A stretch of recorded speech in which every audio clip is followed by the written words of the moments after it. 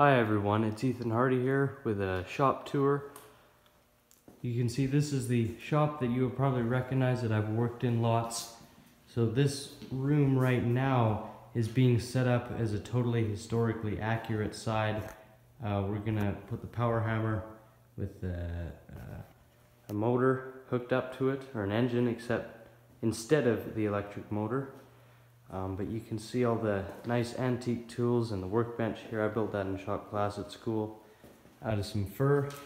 But you can see that there's lots of antique stuff being put in here, and it's going to look really nice when it's done. Over here we have a new shear on a nice base. You can see the lathe behind that. If you want to learn more about this stuff, go to the previous shop tour. This is the new home of Ethan Hardy Blacksmith. Currently anyway. I guess I'll just start right over here by the door. If you want to see a more in-depth video about this amazing piece of machinery, I have a video about that on this channel. It's called Serious Blacksmith Power Hammer. This is a 100 weight all days and onions power hammer. It was made in the mid-1930s. In Britain. Original power source and everything. I bought it in Minnesota, had it shipped up here, and it's a workhorse. Got some sledges, most important of which is my Brent Bailey 13.5 pound sledgehammer, which gets used daily. Really good. Little quench tank, some tools hanging on the wall. Chalkboard and such. This is my main anvil currently. This is a 200-pound Wright anvil on a really stouty stand. On top here I have a pair of Male Tech gloves I got for Christmas. These are amazing gloves. They're a heavily insulated welder's glove, I believe Kevlar and leather, and with a chainmail on them you can grip some glowing hot steel with these. They're absolutely amazing. The forge I'm currently using is a little bit small. I'm going to build a bigger one, insulated with kale wool. Obviously I have bricks for the bottom and the doors. Forced air forge. You can see a lot more about this forge in another video. This little bathroom fan here just blows air up past the doors to keep me from burning myself while I'm using the forge. This is my 50-gallon quench tub drum.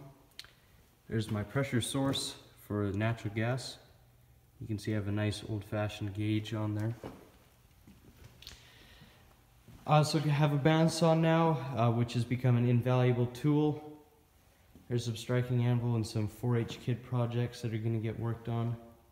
Here's my 165-pound Buckworth on a stand, vise on a stand. These vices are going to get mounted using just, a post pounded in the ground, because obviously it's a dirt floor here. This is one of the hammers that I made at the Brent Bailey Power Hammer Forging class in Lewistown, Montana. Moccasin Mountain Hammers, go check them out on Facebook. Here's my striking anvil. This is my main heavy forging hammer. This is kind of a Brent Bailey inspired. I think this is like a 6.5 pound straight peen.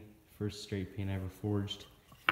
I kept it a softer faced hammer for driving drifts and such. These anvils are just mounted on posts, pounded into the ground. This is a 400-pound Wright anvil. Good example of an anvil that's been used but not abused. You can see the edges are in good condition. And this edge here has been mushroomed over, and the reason that it's mushroomed instead of cracked is because it's been gently coaxed over many years with hot steel. I use this anvil mainly for upsetting large tools such as flatters, because it has that nice big hardy hole in it. Over here at my tool bench, this is just an old washing station bench which is soon to be replaced, but I have some top tools and miscellaneous tongs Most of my daily usage tongs are over here. I have a few sets of new OCP style tongs and everything such, hammer tongs, billet tongs, anything you can imagine. I also run my oxy torch system off of natural gas, so it is oxymethane. It burns very hot. I use a rosebud tip for most of my work, which is heat treating. Behind here is the Camel Azoo belt grinder. This thing is a piece of crap. If you ever are going to buy one, don't buy this. It was not engineered very well. Not worth money at all. It has built my business into what it is today, but I really wish I would have saved up and bought something better, and I will have to soon. But it's a 2x48 belt grinder, and it works okay for what I'm using it for right now. Here's the 1940s Smith's welder, which I usually use, but it just needs a new cord on it right now. You can see at the back of the steel workbench there's some hammers and such that are going to get finished up soon. A bench grinder with a wire wheel on it and a Scotch-Brite wheel, which is invaluable, become absolutely invaluable to me. Another bench grinder. Over here's a little grinding vise. My main grinder is a 9-inch Black & Decker grinder. This is about as industrial as a grinder gets. This is the real deal.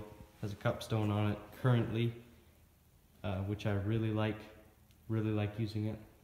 Here's a little bit of a new addition. This is just a small 12-ton hand press. This thing is mostly going to be used for pressing handles in to tools and such. Pressing instead of hammering is a way better way to set tool handles.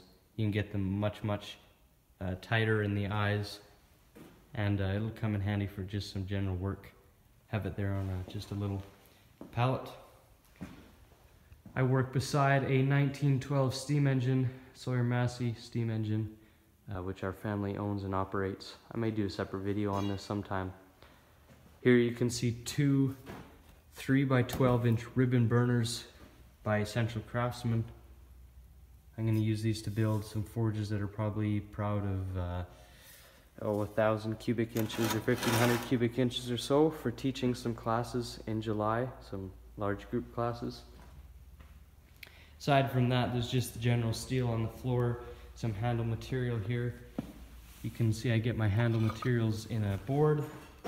They're ripped into these 1 3/8 strips. And then I select the straightest grained ones for the handles. So you can see a nice straight grain piece like that would go to a hammer handle. A piece like this that has a more crooked grain would go to a top tool. There's a nice little 100-pound Trenton anvil that I've fixed up that I use for demonstrating and such on a nice light stand. Over here we kind of have a finishing, photographing everything mixture station. This here is a hammer that's been sold, but the rest of these are for sale. I have a few flat bit tongs left from a run I did a month ago or so. I have one nice pair of hammer tongs for sale, 2.5 and a 3.5 pound rounding hammer, and a hammer I punch that is up for grabs currently before I finish some more. But that's about it. You'll notice around the top I've started my flag collection. Every single one of them has some significance. The most prominent of which is probably this flag here. This is the flag of the British Navy during World War II. It's the white ensign. The reason it's significant is because this power hammer, as I mentioned in the video about it, came off of a British Navy vessel, probably on a cargo ship or something, but I thought it would be neat. I had someone tell me that they thought it would be neat to have the flag of the ship that this was on. I could not find out the exact ship, but that is the flag of the British Navy during World War II. So this place was insulated and finished right as winter was settling in here, and I've kind of moved in here and taken over. This is kind of a simplified shop. I really like working in it. And I hope you guys enjoy seeing the progress of what's been going on. If you haven't watched the other shop tours that I did, gosh, more than a year ago, maybe going on 2 years now, you'll see the difference and what's come and what's gone. So thank you guys very much for watching, and I'll see you on the next video.